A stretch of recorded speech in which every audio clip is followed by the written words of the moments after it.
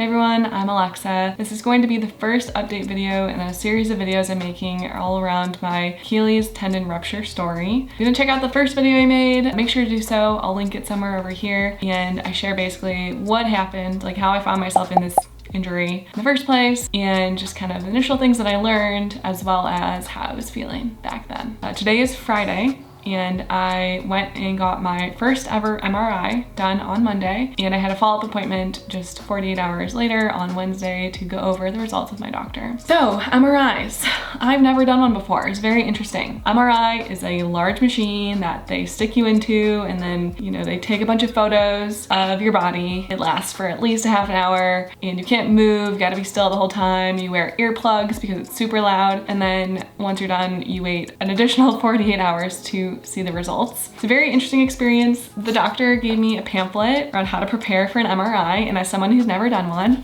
this was really useful. One thing to note, you can't wear jewelry when you are in an MRI. It's very dangerous. If it's a certain material, it could be damaging to the body. I have a nose ring that I have permanently in my nose, so I had to go to a piercing store to have them take it out. They said that the material is technically safe for MRIs, but the doctors never know, and there could be a chance that I go there and they say you have jewelry on, and if I can't take it out in that moment, then they would have to turn me back. And there is no way that I wanted that to happen. I wanted to get this done with so I could see the doctor and kind of just move on with kind of what was next. Now by this point, it was already pretty clear to me that I had torn my Achilles tendon.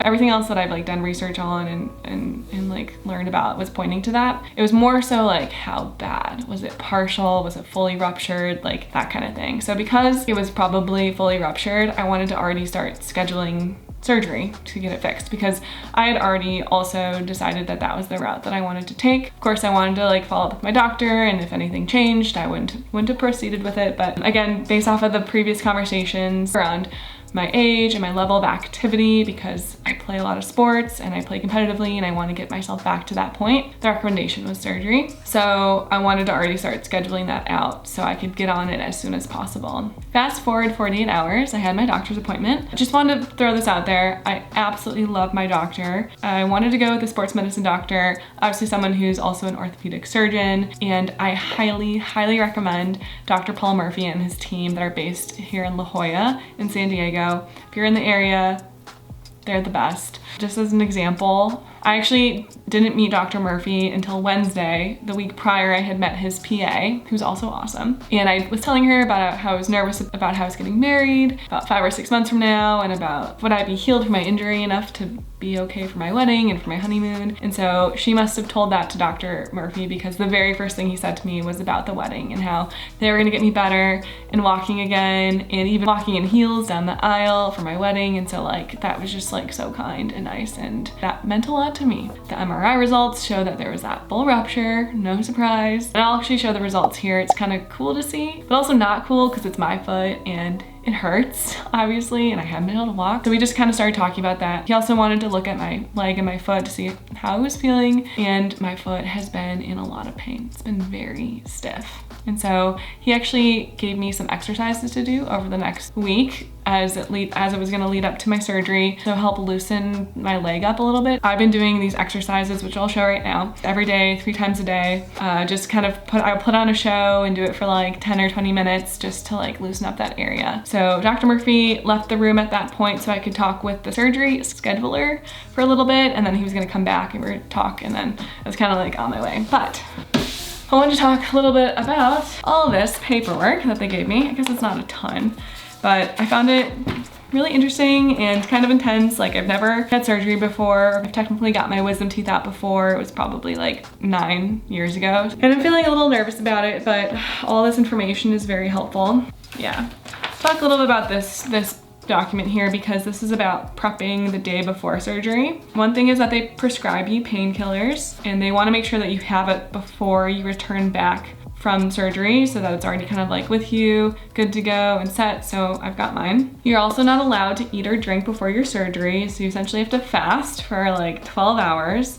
My surgery is going to be scheduled for in the afternoon, So I basically have to stop eating or drinking anything around midnight the night before. I don't think this will be too hard for me because like I already do intermittent fasting in the morning. So I don't think it'll be that bad, but that is something to really make sure that you prepare for. Maybe if you're uncomfortable with that idea, maybe try doing intermittent fasting leading up into your surgery so you can get yourself a little bit more comfortable and prepared for it. I also set up an appointment with my doctor for about like 10 days post my operation so that they can look at my leg and see how things are going. Hopefully if everything is good, they'll take the stitches out then, but that will be the time to kind of see, yeah, whatever the next steps are. And I'll make another video about like the experience leading up to that appointment also. And I also know that they're gonna call me the day after the surgery too to check in, which is really nice. There also are like numbers on here in case I run into any issues or anything, like I have someone to call and talk to. You're also not supposed to wear jewelry for surgery, so I still have my nose ring out and I'm not planning to like wear anything. Take my necklaces off, my rings off. You're supposed to, no makeup, no nothing. Like you're just supposed to go as is in the morning. Supposed to wear like comfortable clothing, loose fitting clothing. Don't bring any valuables, it says.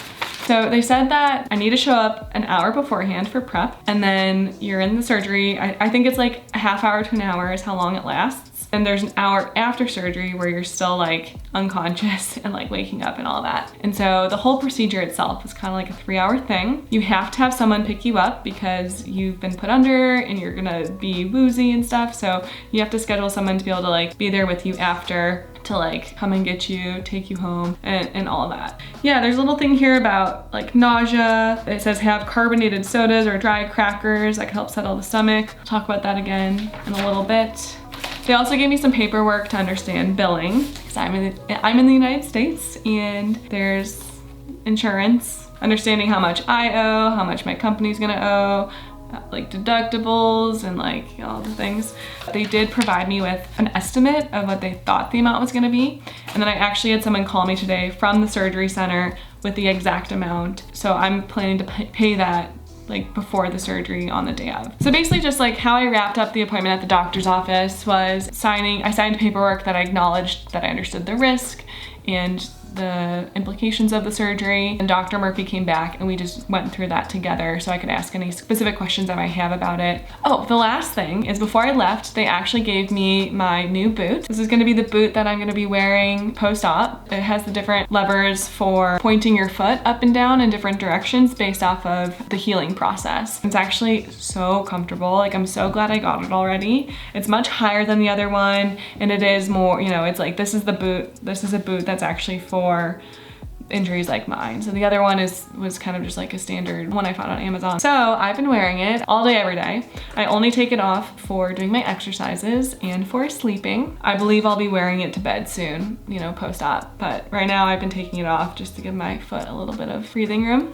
Okay, the last thing I wanted to share is that I collected a list of tips from my friends on how to prepare for surgery. A couple things to buy. One is long socks. This new boot that I have, it goes all the way up to basically my knee and it gets kind of itchy inside, and so buying yourself a long sock can help with that itchiness. If I like any of these products that I'm about to like tell you, I will link them down below. I had a friend who also recommended getting shoes with wedges. That was a recommendation because like you're wearing this boot, it's really tall, and so as you do start to walk eventually, feet aren't gonna be level. And so buying shoes that have wedges can bring your other foot kind of up more to that level. And so I might buy myself some shoes like that. I also have sandals that are really comfortable that are higher up. And so I also might just stick to those. Again, this is like when I'm walking again. Another is to get a knee scooter. I think I'm gonna get myself one of these. Once you're out of surgery, you're on crutches for like 2 months, I think. Having a knee scooter, I think especially for being able to like walk outside and just get out and about a little bit more, I think will be really nice. Even around the house, I think would be nice. Although my house has a lot of stairs, so I'd have to probably have the knee scooter on one level or the other, but I've just heard a lot of good reviews from people having knee scooters and helping them become more mobile again. And then also, I had a friend specifically recommend ginger beer for nausea on the ride home. So I'm planning to ask Mike to like put saltine crackers, which I also already bought, and the ginger beer that I bought in the car so that we have it for me on the ride home, like post-op. One of my colleagues also recommended this leg raise pillow. When I was at the doctor too, we talked very briefly about kind of like post-op stuff. And the number one thing is about raising your leg. And this pillow, she recommended me this pillow and it looks super comfortable, and just knowing that my legs need to be raised at all times, and even reading kind of the reviews online about this product, it just seems like it makes sleeping more comfortable. Since this is something that's gonna be more like my life for a number of months, I think it's important to invest in it so that I'm more comfortable. That same friend of mine also recommended getting a lap desk so you can eat in bed. And I actually already have one. I got one from a really cool company called Emerging Green, and I've had it for a while, and it's nice to just be able to like already have something that works for what I need. All right, a couple of my personal tips. One thing that I've been doing is that I've been carrying around a fanny pack. I actually got one for Christmas from Mike's mom, so it was like really good timing. It's really been great to just have this fanny pack on me where if I need my phone, my keys, my cards, my AirPods, like if I need a mask, like I have all of that already in my fanny pack and on me. And I think it's a good habit to build too, because once I am post-op, I actually won't be able to walk around and I'll have crutches, so it's important to have some sort of bag. I'm definitely going to be carrying this around, but like at some point maybe I'll need to be able to carry like my computer and like bigger things, so I might also have a backpack. And then yeah, I just want to talk a little bit how I'm prepping for post-op. So I'm prepping both my bedroom and the bathroom. One thing is that I'm going to be laying in bed for most of post-op, so I'm planning to have my computer with me. So I have a charger, like my computer charger already plugged in. I already have my medication here in the side table. I also have a book in case I want to be reading. I have my glass of water here. I'm going to also put saltines and ginger beer up here when it gets a little bit closer. I also created space a little bit between the table and the bed so I can put my crutches in between, because when I'm gonna have to go to the bathroom, like I'm gonna have to use my crutches to get there. I created that space so I could just easily grab them and go. Yeah, I'm gonna show you the bathroom really quick. In the bathroom, like not a lot to show, but you know, when I am able to shower again, I've heard a lot of people talk about this, you know, it depends on what kind of shower you have. I have a walk-in shower, and we actually already have a wooden shelf, I guess, or like seat that we've been using as a shelf, but it is a seat. So we actually already have kind of what I would need to be able to shower properly. So the idea is that I can like crutch over to the shower, I can turn it on, get the water going. Oh, the other thing is you have to buy yourself like a plastic cast protector so that your foot doesn't get wet. So you'd have that on, and then I can sit down and take a shower sitting down. Yeah, I think that's mostly it. For the most part, I've only heard people share about how like it took them at least a year to get back into playing sports competitively. And I actually had a friend, one of my basketball friends, reach out and share her story, and she said that she was able to get back and playing basketball within 6 months. And that was the first time I had heard that, and that was really just like nice to hear that that's possible. And I don't know, that very well may not be my story, but it's nice to know that it's possible. Yeah, so I think that's gonna wrap up the video for today.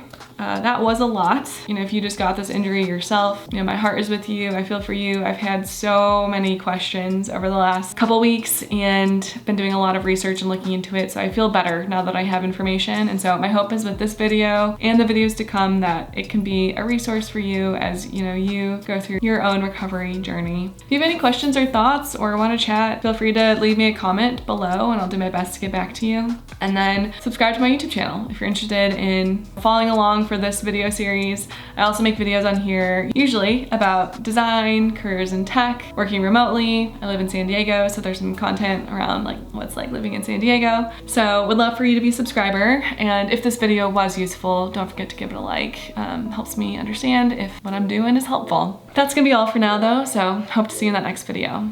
Bye.